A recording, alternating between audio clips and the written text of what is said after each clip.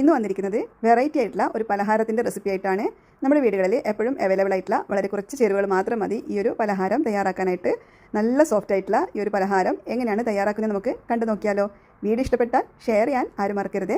ഇതിനായിട്ട് ആദ്യം തന്നെ മിക്സിയുടെ ജാറിലോട്ട് ഒരു മുട്ട ചേർത്ത് കൊടുക്കാം. അതോടൊപ്പം തന്നെ 1/4 കപ്പ് അളവിൽ പഞ്ചസാര ചേർത്ത് കൊടുക്കാം. 1/4 കപ്പ് അളവിൽ പഞ്ചസാര കറക്റ്റ് മധുരമായിരിക്കും. പിന്നെ ഇതിലേക്ക് ചേർക്കുന്നത് 1/2 കപ്പ് അളവിൽ തേങ്ങാപ്പാലാണ്.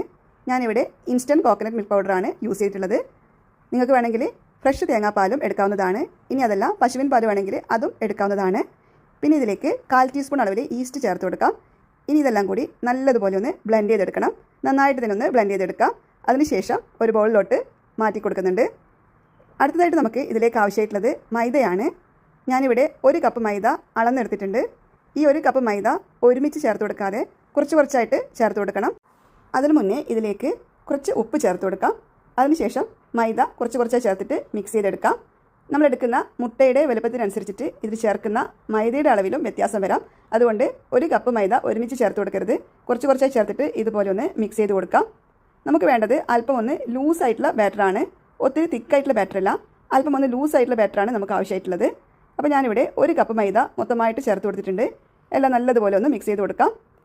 അപ്പോൾ ഇത് കണ്ടല്ലോ, ഈ ഒരു കൺസിസ്റ്റൻസിലുള്ള ബാറ്ററാണ് നമുക്ക് ആവശ്യമായിട്ടുള്ളത്. കണ്ടില്ലേ? ഇനി ഇത് നമുക്ക് അടച്ചിട്ട് 2 മണിക്കൂർ നേരത്തേക്കൊന്ന് മാറ്റി വെക്കണം. ആ ഒരു സമയം കൊണ്ട് നമ്മുടെ ബാറ്ററി നല്ലതുപോലെ ഒന്ന് ഫെർമെൻ്റ് ആയിട്ട് വരും. അപ്പോൾ ഇതിവിടെ 2 മണിക്കൂറൊക്കെ കഴിഞ്ഞിട്ടുണ്ട്. കണ്ടല്ലോ, നമ്മുടെ ബാറ്ററി ഇവിടെ നന്നായിട്ട് ഫെർമെൻ്റ് ആയി കിട്ടിയിട്ടുണ്ട്. ഒത്തിരി അങ്ങ് പൊങ്ങി വരുമൊന്നുമില്ല, ജസ്റ്റ് ഒന്ന് സോഫ്റ്റ് ആയിട്ട് വരും. കണ്ടില്ലേ? ഇതുപോലെ നല്ലതുപോലെ ഒന്ന് സോഫ്റ്റ് ആയിട്ട് വരും. നല്ല സോഫ്റ്റ് ആയിട്ടുള്ള സ്മൂത്ത് ആയിട്ടുള്ള ബാറ്ററാണിത്. ഇനി നമുക്ക് അപ്പം ചുട്ട് തുടങ്ങാം. ഞാനിത് ചുട്ടെടുക്കുന്നത് ഉണ്ണിയപ്പച്ചട്ടിയിലാണ്. നോൺ സ്റ്റിക്കിൻ്റെ ഉണ്ണിയപ്പച്ചട്ടിയൊക്കെ ആണെങ്കിൽ ഒട്ടും തന്നെ എണ്ണയൊന്നും ഇല്ലാതെ നമുക്ക് ഈ ഒരു പലഹാരം തയ്യാറാക്കിയെടുക്കാം. ഞാനിവിടെ അല്പം ഒന്ന് എണ്ണ സ്പ്രെഡ് ചെയ്ത് കൊടുക്കുന്നുണ്ട്.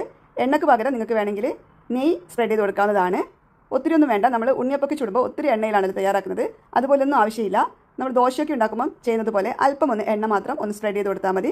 അതിനുശേഷം നമുക്ക് ഇതിലോട്ട് മാവ് ഒഴിച്ചു കൊടുക്കാം. വളരെ പെട്ടെന്ന് തന്നെ നമുക്കിത് കുക്കായി കിട്ടുന്നതായിരിക്കും. ഒരു സൈഡ് വെന്ത് വരാനായിട്ട് ഏകദേശം 1 മിനിറ്റ് മാത്രം മതിയാകും. മീഡിയം ഫ്ലെയിമിലിട്ടിട്ട് വേണം നമ്മളിത് കുക്ക് ചെയ്തെടുക്കാനായിട്ട്. ലോ ടു മീഡിയം ഫ്ലെയിം അങ്ങനെ മെയിൻറ്റെയിൻ ചെയ്തിട്ട് നമുക്കിത് കുക്ക് ചെയ്തെടുക്കാം. ഇനി ഇത് ഏകദേശം 1 മിനിറ്റ് നേരത്തേക്ക് നമുക്കിവിടെ അടച്ചു മാറ്റി വെക്കാം. 1 മിനിറ്റ് കൊണ്ട് തന്നെ ഒരു ഭാഗം നല്ലതുപോലെ തന്നെ കുക്കായി കിട്ടിയിട്ടുണ്ട്. ഇനി ഇതൊന്ന് മറിച്ചിട്ട് കൊടുക്കണം. മറിച്ചിട്ടതിന് ശേഷം വീണ്ടും ഒരു 30 സെക്കൻഡ് മാത്രം ഒന്ന് കുക്ക് ചെയ്തെടുത്താൽ മതി. ആ ഒരു സമയം കൊണ്ട് തന്നെ നമ്മുടെ സ്നാക്ക് നല്ലതുപോലെ തന്നെ കുക്കായി കിട്ടിയിട്ടുണ്ടാവും. കണ്ടില്ലേ? നല്ല ബ്യൂട്ടിഫുൾ ആയിട്ട് തന്നെ കിട്ടിയിട്ടുണ്ട്. നല്ല സോഫ്റ്റാണ് കഴിക്കാനായിട്ട്.